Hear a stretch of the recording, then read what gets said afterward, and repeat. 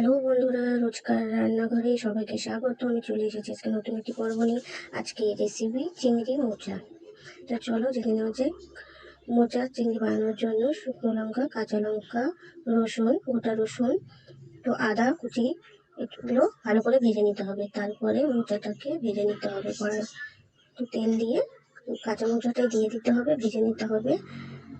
এটুকু নিয়ে আস্তে আস্তে ভাজতে হবে। পরে হলুদ লবণ দিয়ে ভালো করে নেড়ে নিতে হবে যতক্ষণ না ভাজা হয়। আমরা অপেক্ষা করি। লঙ্কাটা আপনারা স্বাদ মতো দিবেন, আপনারা যেমন ঝাল খান সেই অনুযায়ী দিবেন। আমি লঙ্কা ভেজে নিয়েছিলাম, তবে মনে হলো ঝালটা কম হবে, আমি আবার দিয়েছি। আপনারা এটা নাও দিতে পারেন, আপনাদের ইচ্ছে। এবং অনেকটা প্রায় হয়ে এসেছে, দেখতেই পাচ্ছো। মোচাটা সেদ্ধ করবেন না, কাঁচা মোচাটা কড়াইতে তেল দিয়ে একটু কালো জিরে ফোড়ন দিয়ে মোচাটাকে দিয়ে দিলেই হবে। দেখো ভাজা প্রায় হয়ে এসেছে, দেখতেই পাচ্ছো। এবার আমরা নামিয়ে নেব মোচাটাকে।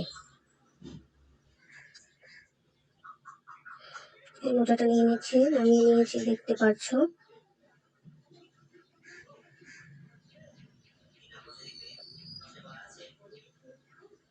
এখানে আছে চিংড়ি মাছ ভাজা।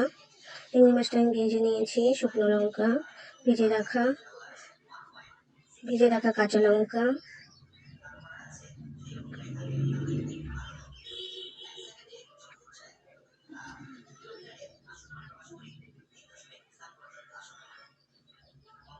ভেজে রাখা রসুন, গোটা রসুন ভেজে নিয়েছি।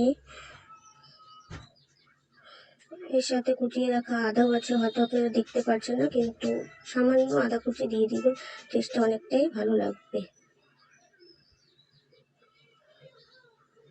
দেখতেই পাচ্ছ সব ভাজা হয়ে গেছে। এবার আমরা মিক্সিতে বেটে নেব এগুলো।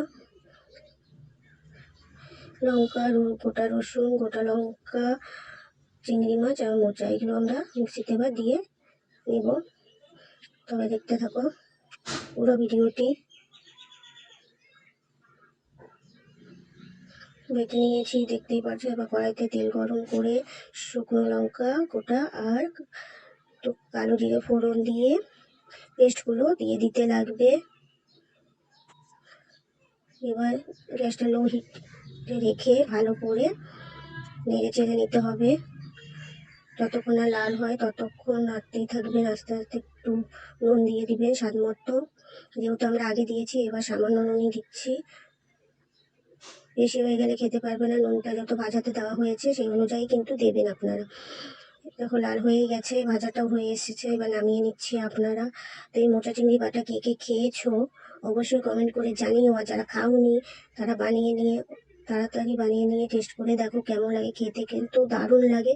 একবার বানিয়ে নিয়ে খেতে পারো। কাঁচা সর্ষের তেল ছড়িয়ে আমরা পরিবেশন করব।